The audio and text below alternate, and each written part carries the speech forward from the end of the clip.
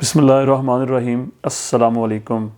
رہنمائی کا ثواب، یہ آج کا میرا موضوع ہے، اور میری آپ لوگوں سے ایک درخواست ہے آج شروع میں ہی کہ میرے کہنے پہ ذرا ویڈیو کو آپ لوگوں نے اینڈ تک سننا ہے۔ جب آپ لوگ اینڈ تک سنیں گے تو جو کنٹینٹ ہے اس کی آپ لوگوں کو اچھی طریقے سے سمجھ آ جائے گی، اور پھر آپ کمنٹ میں اپنی رائے کا اظہار بھی کر سکیں گے، اور اس کا آپ لوگوں کو یقیناً فائدہ بھی ہوگا۔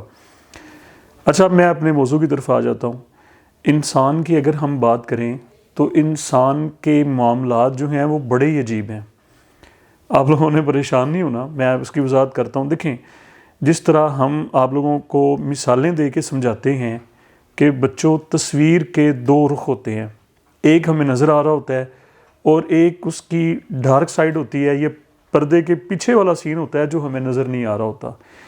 انسان کا ایک رخ جو بہت پرومیننٹ ہے، جو ہمیں نظر آ رہا ہے، وہ یہ ہے کہ جی انسان بہت بہادر ہے، انسان بڑا دلیر ہے، انسان کے اندر بڑی قوت برداشت ہے، انسان بڑا کمیٹڈ ہے، ٹھیک ہے جی، انسان بڑا عزت نفس کا مالک ہے، یہ جب کچھ کرنے کے اوپر ٹھان لیتا ہے تو یہ پوری دنیا کو بھی فتح کر لیتا ہے، یہ جب کرنے پہ آتا ہے جناب تو یہ عرش پہ بھی پہنچ جاتا ہے۔ اب اس کا ذرا دوسرا رخ دیکھیں، انسان انتہائی کمزور بھی ہے، انسان بزدل بھی ہے، اور انسان قدم قدم پہ اگر ہم دیکھیں تو دوسرے انسانوں کا مرہون منت بھی ہے۔ مطلب یہ اگر ہم کہیں کہ انسان کوئی انڈیپینڈنٹ مشین کا نام ہے تو یہ نہیں ہے، بلکہ انسان ہے جی ڈیپینڈنٹ، یہ دوسروں کے اوپر اس کا دار و مدار بہت زیادہ ہے۔ اس لیے ایک برڈ بولا جاتا ہے نا کہ سوشل اینیمل، کہ انسان ایک سوشل اینیمل کا ہم اس کو نام دے سکتے ہیں۔ اس کی مثالیں بڑی واضح دیکھیں، ہم نے اپنے بال کاٹنے ہیں، ہم خود نہیں کاٹ سکتے، ہم نے اپنے کپڑے سٹچ کرنے ہیں، ہم خود نہیں کر سکتے، ہم خوراک کے معاملات میں، ہم ادویات کے معاملات میں دیکھیں، کیلکولیشن نکالنے کاغذ لیں اور اس کے اوپر لکھیں، ہم جو ڈلیور کر رہے ہیں وہ کوئی ایک چیز ہوگی، اور ہم جو چیزیں گین کر رہے ہیں، جو ہم دوسروں سے لے رہے ہیں، وہ 99 ہوں گی۔ پوائنٹ کلیئر ہو گیا؟ اب دیکھیں، ایک بڑے اہم پوائنٹ کے اوپر ذرا آ جائیں کہ ضروریات کو ہم دو بڑے حصوں میں تقسیم کر دیتے ہیں۔ ٹھیک سمجھ لگ رہی ہے نا بات کی، کہ ضروریات کو ہم دو بڑے حصوں میں تقسیم کر دیتے ہیں۔ پہلے حصے کا نام ہے جی ہماری مادی ضروریات۔ مثال آپ کے سامنے ہے جی ہمارا لباس، ہماری رہائش، ہماری خوراک، ہمارا معاش، ہمارا رزق، ہمارا کاروبار، ہماری جاب وغیرہ وغیرہ، یہ ساری ہماری مادی ضروریات ہیں۔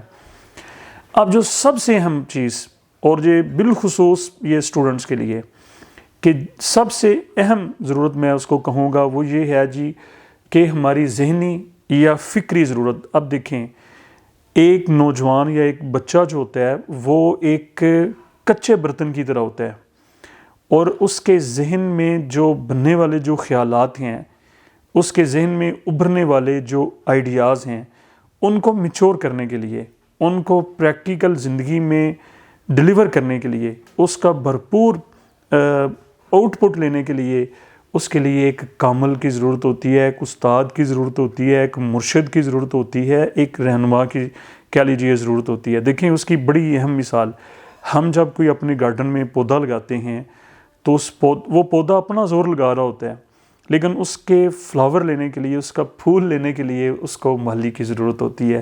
اگر مالی اس کی دیکھ بھال کرے گا وہ بیماریوں سے بھی بچے گا، اگر مالی اس کی دیکھ بھال کرے گا تو وہ وقت سے پہلے جوان بھی ہو جائے گا، اور بھرپور طریقے سے ہمیں وہ اس کی کروپنگ سے ہم بھرپور طریقے سے لطف اندوز ہو سکیں گے۔ اب اہم پوائنٹ کے اوپر آ جائیں۔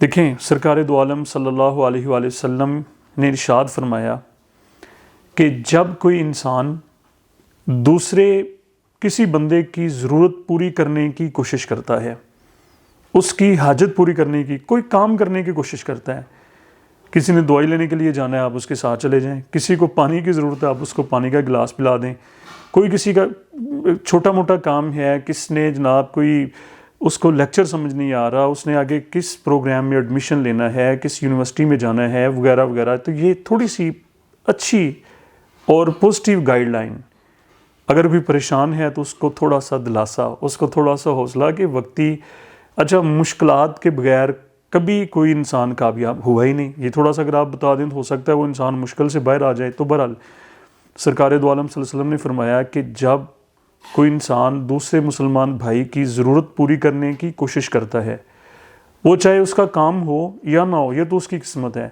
لیکن جو کوشش کرنے والا انسان ہے، سرکار نے صلی اللہ علیہ وآلہ وسلم نے فرمایا کہ اس کے پچھلے اور اس کے اگلے سب گناہ بخش دیے جاتے ہیں۔ اس حدیث کو ذرا آپ لوگ یاد رکھیں۔ کس کا دل نہیں کرے گا کہ کسی کے کام آ جائیں؟ کس کا دل نہیں کرے گا کہ یار اگر کسی کو پینسل کی ضرورت ہے اس کو دے دیں؟ جب ہم بچوں کو ناشتہ دے کے بھیجتے ہیں صبح، تو ان کو کیوں کہتے ہیں کہ بیٹا یہ ناشتہ چھپ کے کھانا ہے؟ ہم یہ بھی تو کہہ سکتے ہیں کہ اگر 2 روٹیاں یا 2 بریڈ ہے بیٹا، تو ایک آپ دوسرے ساتھ والے اپنے دوست کو بھی دے دیں۔ عادت ڈالیں بچوں کو بانٹنے کی، عادت ڈالیں ہم چھوٹوں کو شیئر کرنے کی، دوسروں کے دکھ درد بانٹنے کی۔ یاد رکھیں کہ جب انسان دوسروں کے لیے کچھ کرنے کی کوشش کرتا ہے تو اللہ تعالیٰ ہماری بگڑی بنانی شروع کر دیتا ہے، ہمارے بگڑے معاملات کو سیدھا کرنا شروع کر دیتا ہے۔ یہ اس کو اچھے طریقے سے اپنے مائنڈ میں رکھ لیں، اور یہ حقیقت بات ہے۔ مجھے اپنی دعاؤں میں یاد رکھیں۔ اللہ حافظ۔